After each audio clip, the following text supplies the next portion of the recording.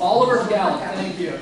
Yeah, this Gallup was a style of music or dance that couples would hold man arm over the waist of the woman, hands to the side, and they would gallop side to side. It was a very popular dance that maybe came from Europe, like a polka type of thing, and it was very popular at the time. So he wrote this little tiny piece when he was about 10 years old.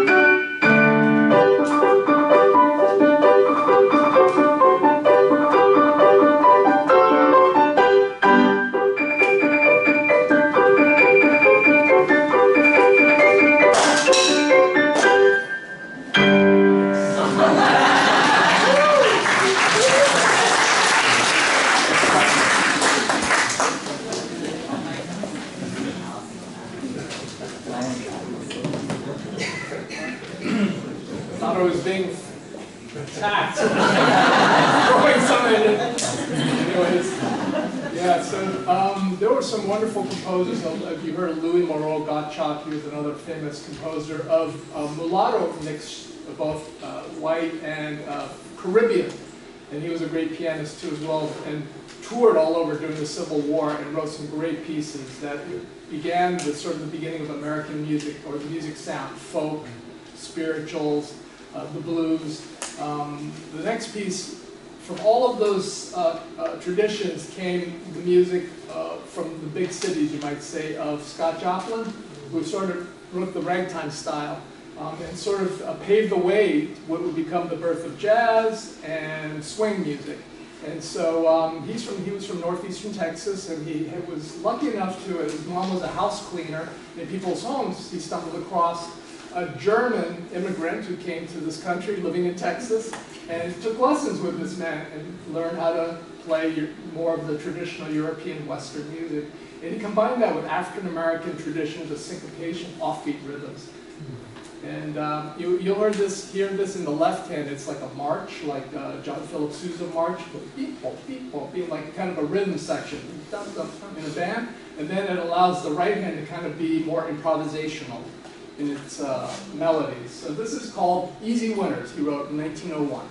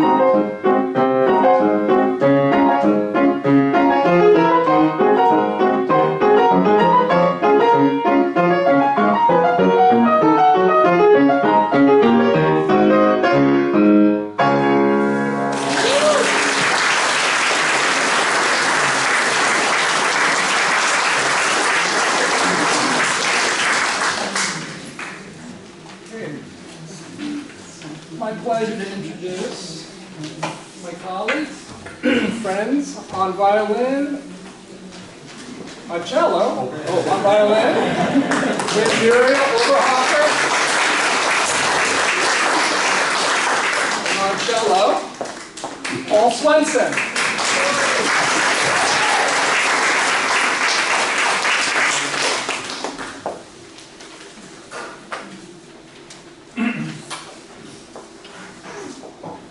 Next tune is kind of going back to the beginnings of American music, or the American sound, and regional. You know, in every region there's a different type of music that's being passed on from wherever it came from. Mostly we have the crossroads of three cultures at this time: European settlers, the enslaved who were brought from Africa, and the original settlers, the indigenous natives here. And so somehow over the course of time, as the United States became more populated, industrialized, moving from originally the East Coast to the West Coast, music would begin to melt, cultures would begin to share or be influenced by one another.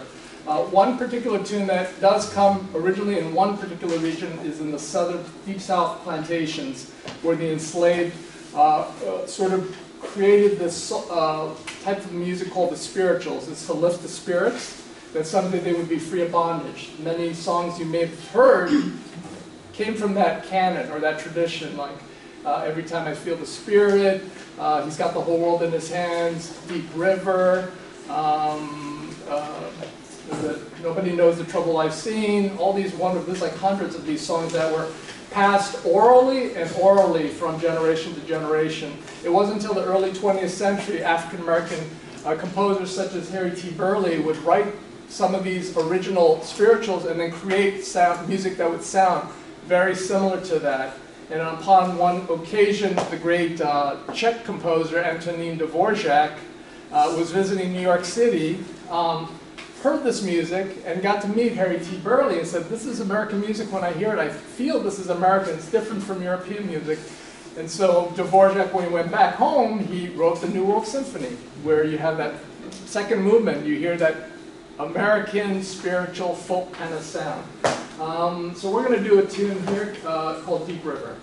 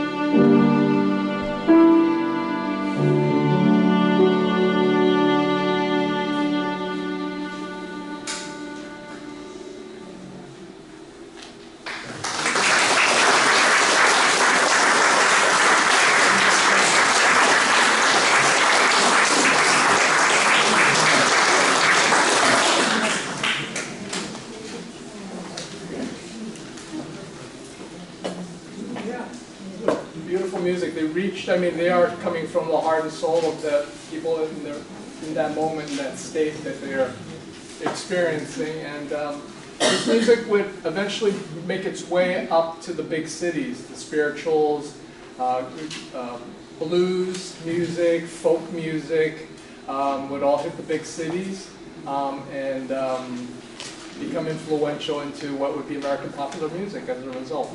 Of course, on the other side, we have spirituals, we also have folk music, and one composer, Aaron Copland, who's a Brooklyn Jewish American, was trying to find his own voice as a composer. He loved jazz, but he didn't think he was good enough. He wrote serious music. He 20th century, you might say, atonal, kind of avant-garde type of music. He wasn't really feeling that either, but he lived in a time where we hit the Great Depression, which lasted well over 10 years, from 1929 up through World War II. And he experienced, in his mind, a sense of loss of national feeling in the United States because of people with no jobs, poverty, couldn't get food on the table. Yeah, it's just the blight, the darkness that was existing here at that time. And so he thought he would find music that would uplift, you know, and kind of resurge the spirit of America, what it was all about. And so he did do so in a lot of his music, from the Portrait of Abraham Lincoln, this great symphonic work, to Fanfare for the Common Man, because his music was meant for the common people that they connected with. This is another a ballet suite, actually. He was very much collaborative with the great ballet choreographer, Martha Graham, and wrote this ballet suite called Billy the Kid. And so this is one of the movements of that suite called, actually it's rodeo, or rodeo in Spanish, rodeo. And this is one of the movements called hoedown, so it's like a square dance.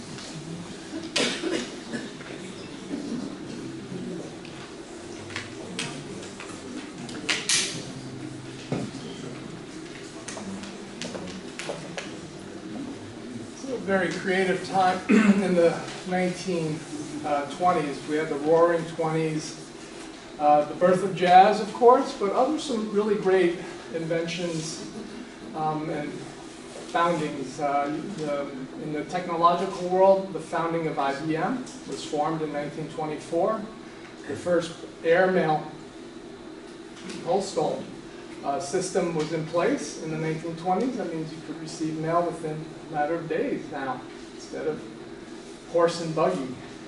And electricity, so now you can create all kinds of inventions, right, to kind of ease everybody's workload. You know, washing machines, refrigerators. Wow, no more getting a big block of ice and chipping away, you know. No more beating the rug. You have the vacuum cleaner now. Yeah, light. So it's pretty crazy. And then, of course, after World War I, which ended in 1918, then middle class became the majority. As a result, due to not only the men serving in World War I, but who was doing the jobs here? The women, which gave them independence and then would eventually help lead the I think it's the 19th Amendment, Susan B. Anthony, the right to vote. And they could make their own living and become more independent. And so this is a very vibrant time. What else? Sports became very popular. The Yankees. I know you're Mets fans. Sorry. The Yankees first. They built Yankee Stadium in the 1920s. What else? They had radio, so you could hear things that were going on all across the country. Highways were being built because 1 in 4 families could afford to buy a car around this time. You know how much a car costs? A Model T Ford? 600? It's too high. Yeah. I think by the mid-1920s, I think it was like $400 for a Model T Ford, right? So now you can't buy a tire for, you can't buy one tire. So anyways, there was a lot going on. Museum of Modern Art opens its doors in 1929, the MoMA, you know, and so talkies, motion picture, now from silent film to sound, which changes technologically everything, the whole place. So anyways, this is a really fruitful time, and 2 composers who really were at the right place at the right time were George Gershwin and Duke Ellington. So we'll play you, I'll play you a solo from his Gershwin's folk opera, Porgy and Bess. And then we'll play a trio of the same opera, and then we'll follow with Duke Ellington's Take the A Train. Thank you. You're going to be my assistant. Thank you. Take the A Train and Coco.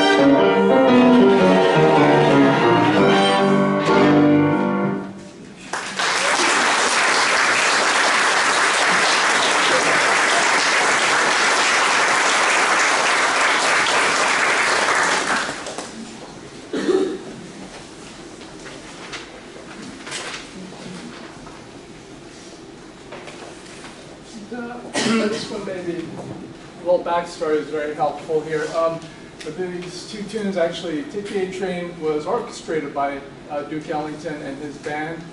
But the tune was really written by his musical partner, Billy Strayhorn, who was also famous in his own right, writing his own beautiful ballads, Chelsea Bridge, and this one here. This story goes is that he was 18 years old, Billy Strayhorn, is from Pittsburgh, wanted to come to New York and work with Duke Ellington, so he contacts Duke and says, I'd like to have some songs I think you'd really enjoy to work with me on. And Duke says, come on up, I live in Sugar Hill. And this is at that time, one of the wealthier neighborhoods up in Harlem in the 1930s, I believe, 1930s. And so when Billy gets to New York, he calls Duke and says, I'm here in New York. He says, how do I get to Sugar Hill? Take the A train. And if you've ever gone to the city, the A train is the longest line, I think. It goes through 4 of the 5 boroughs. Yeah, so it's quite interesting.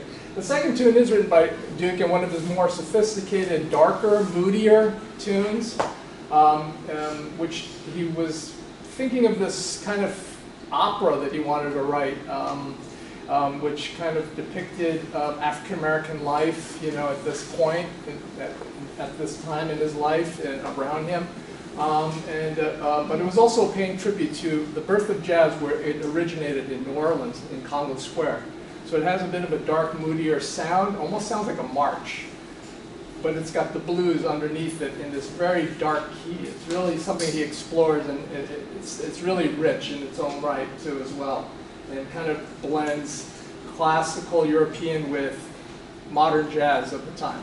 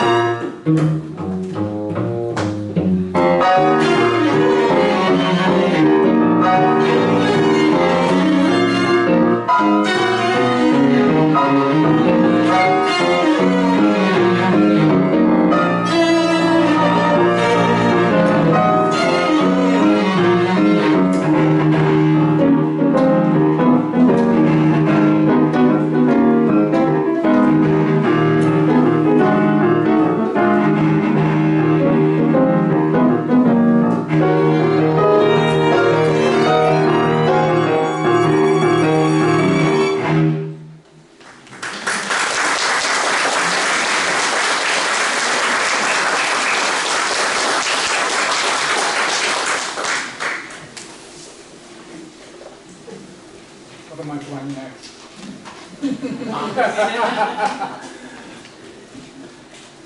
I don't have a program. Intermezzo number one. So you know what? There's going to be a little bit of changing here. I'm just going to play intermezzo, and then we're going to go into double rainbow. Okay. You guys mind sitting with me? Okay. So we're going to move to other similarities of Latin America, of European settlers as well. The enslaved were brought to the Caribbean and South America and Latin America, all parts of Latin America too as well, and the indigenous. So we have this commonality of music that would come from these traditions. And then of course there's the cross between North and South, the United States and Latin America joining influences of music, both jazz and Latin combined, and making visits, trips. People like Dizzy Gillespie would go to Cuba, go to Brazil, and then bring back some of the music that he heard there and exchange. Jazz would be a big influence in South America, Latin America too as well. This composer, however, is more classical, but you can hear the modernism, the popular ballads of popular songs happening in Latin America. Manuel Ponce is a prolific Mexican composer who brings folk elements, the popular elements of Mexican culture, Spanish culture too as well. This is called Intermezzo. It's a beautiful little romantic ballad, impromptu. And then we will follow with Double Rainbow.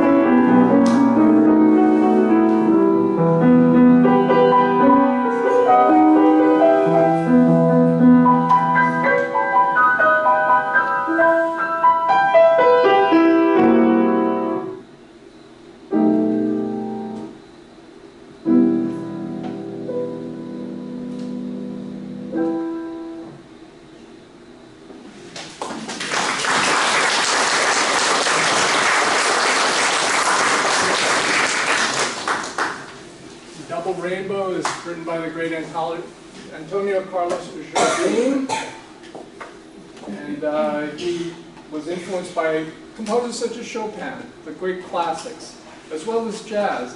His music, you know, Grofa Mi Peniba, that was one of his great hits in the late 1950s. It somehow became a symbol of a different cultural change, a shift. Young generations of college kids, or young kids in general, didn't want to go the straight and narrow path that their parents or previous generations wanted to go. They wanted to do other things, travel, maybe volunteer. Around this time, a few years shortly after, the Peace Corps was created by the U.S. government and gave young people an opportunity to travel all over the world and help and contribute. So this song, Go from Ipanema, if you listen to words that had nothing to do with it, but somehow it just kind of broke maybe the music itself, the rhythm, the words just kind of resonated with a lot of young people of this time. But he wrote many other beautiful songs too as well. This one is Double Rainbow, and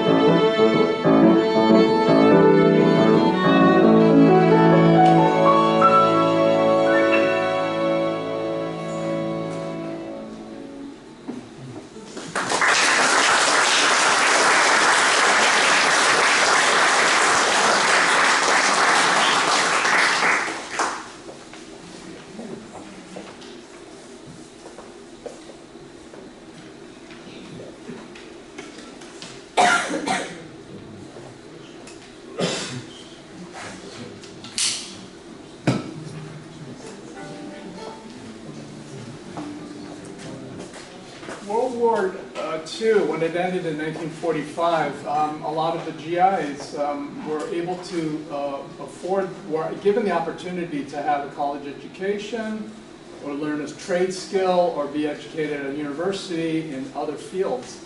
The GI Bill was created by FDR, and you hear how many people you are familiar with came out of that GI Bill, from actors to musicians.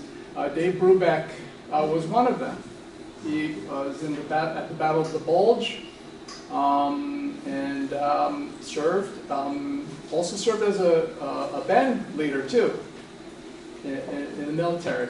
But when he came out, he had a chance to study with some great composers. A famous French composer named Darius Milhaud. He got to study with in California, where Brubeck's originally from. And there he was able to combine that training with jazz, which he so much created a whole new sound called the cool West Coast cool jazz sound, kind of a more laid back, relaxed, not as edgy as some of the New York bebop traditions coming from Charlie Parker and Dizzy Gillespie, but more of a laid back. And there was a whole following of these great artists on the West Coast. While he was traveling as an ambassador of jazz through the U.S. State Department, they got to visit, his band, Pianist Quartet, got to visit and go all over the world and exchange cultures, music for jazz music, introducing jazz to others in the 50s, 60s, and 70s. He loved it, and he would always come back writing something that he heard in different parts of Latin America, Asia, and on this one particular day he heard a rhythm when he was in Istanbul going to a radio interview, and he heard these offbeat, or what you call odd rhythms, like, you know, we're used to 1, 2, 3, 1, 2, 3, 4, 1, like marching, but he was hearing 1, 2, 3, 4, 5, 1, 2, 3, or 1, 2, 3, 4, 5, 6, 7, 1. So that odd beat is already syncopation, it's off the beat, it's not as grounded. So he found that fascinating and wrote these tunes with the odd meter. This tune in particular was written by Paul Desmond, but it has the same flavor as his Blue Rondo a la Turk, if you're familiar with that. So anyways, we're going to do this version of Take 5.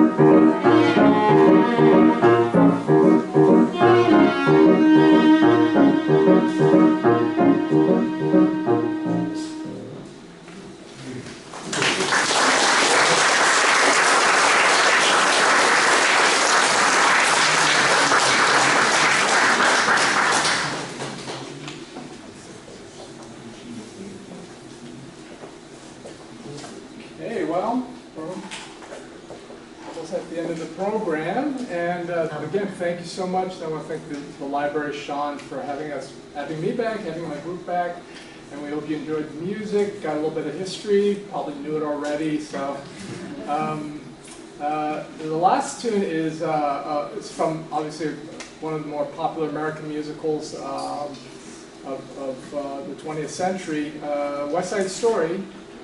However, this was written actually originally as an East Side Story. It was loosely based on Romeo and Juliet, about a Jewish girl falling in love with an Irish boy, Catholic boy.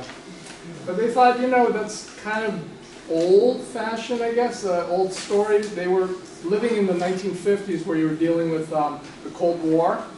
You were also dealing with anti-immigration issues. At the time, blacklisting of Hollywood celebrities and anybody who was talking, you know, any sign of communism, you know, was kind of, everyone's blacklisted.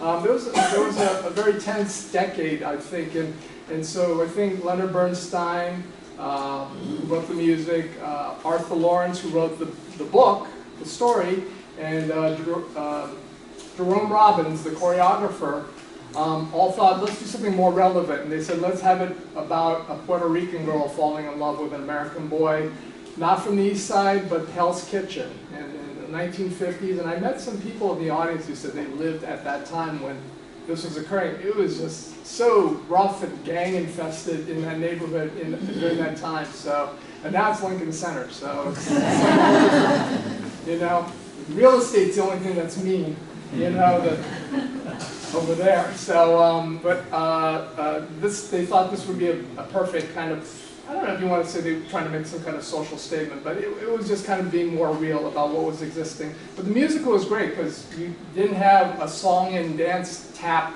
dancing, soft shoe kind of thing with American musicals. It was actually all ballet. Half of the program was equal. The music and the ballet were about the same amount being used throughout the whole musical. Bernstein used a lot of Latin rhythms in his music too as well, so that was unheard of up until this time, and eventually it was such a success they made it into a movie, and of course they made another remake of it recently. So but you can't get enough of the music too as well, and it's one of those classics that you'll never forget. So we're going to end as we come full circle with America from West Side Story.